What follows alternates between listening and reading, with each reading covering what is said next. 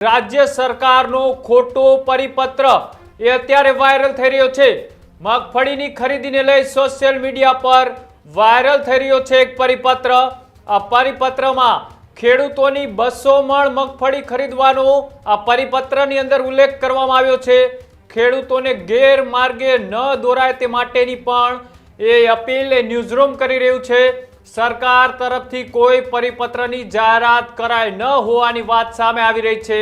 આ મહત્વપૂર્ણ સમાચાર કે જ્યાં એક બાજુ ખેડૂતો એ સહાયની રાહ જોઈને બેઠા છે, ત્યારે એક આ પરિપત્ર વાયરલ થઈ રહ્યો છે અને આ વાયરલ પરિપત્રની અંદર એ લખવામાં આવ્યું છે કે 2024ની ગાઈડલાઈન મુજબ જ એ ગુજરાતમાં એ 4000 પ્રતિ કિલો એ પ્રતિદિન અને પ્રતિ ખેડૂત દીઠ એ મગફળીની ખરીદી કરવામાં આવશે। આવો પરિપત્ર 1/11/2025ની તારીખનો જે વાયરલ થઈ રહ્યો છે